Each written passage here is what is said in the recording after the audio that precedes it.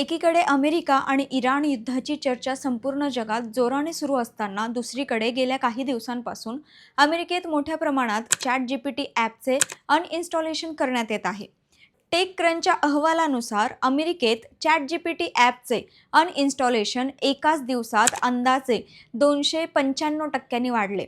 असे अचानक काय झाले की एवढ्या मोठ्या संख्येने अमेरिकन नागरिकांनी चॅट अनइन्स्टॉल केले? चला जाणून घेऊयात सविस्तर प्रकरण काय ते. एआयचा वापर आणि त्याचा डेटा कितपत सुरक्षित आहे याचा अंदाज लावत असतानाच अमेरिकेत एआय बद्दल एक मोठा वाद निर्माण झाला आहे. टेकक्रंचच्या अहवालानुसार ओपन एआय अमेरिकेच्या संरक्षण विभागासोबत काम करत असल्याची बातमी पसरताच मोठ्या संख्येने लोकांनी चॅट ॲप डिलीट करण्यास सुरुवात केली. फक्त एका दिवसात अनइन्स्टॉलेशनमध्ये 295% वाढ झाली. सोशल मीडियावरील लोकांनी एआय आता युद्धयंत्राचा भाग बनत आहे का असा प्रश्न उपस्थित केलाय. या प्रकरणात ओपन एआयचे सीईओ सॅम ऑल्टमन यांनी सोशल मीडियावर पोस्ट करत या कराराबाबत माहिती दिली.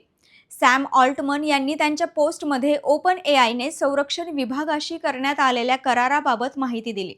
तसंच त्यांनी या पोस्टमध्ये स्पष्ट केले की कंपनीच्या एआय सिस्टीमचा वापर अमेरिकन नागरिकांवर लक्ष ठेवण्यासाठी केला जाणार नाही.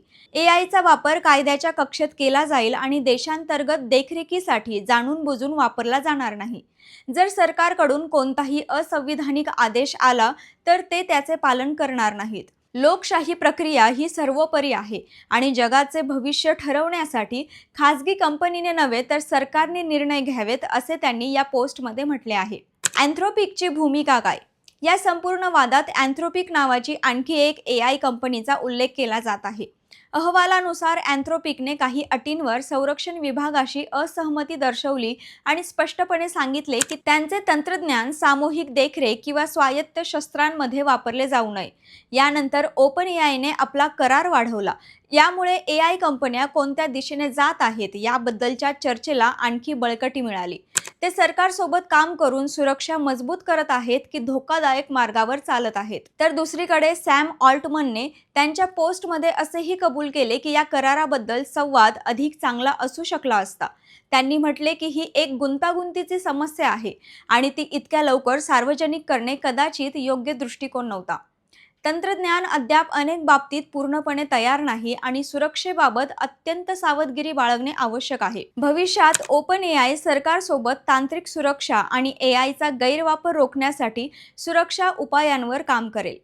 या सर्व घटनेमुळे अमेरिकन नागरिकांमध्ये चॅट आणि ओपन एआय बद्दल जो अविश्वास निर्माण झाला आहे तो परत मिळवणे शक्य होईल की नाही यावर प्रश्नचिन्हच आहे.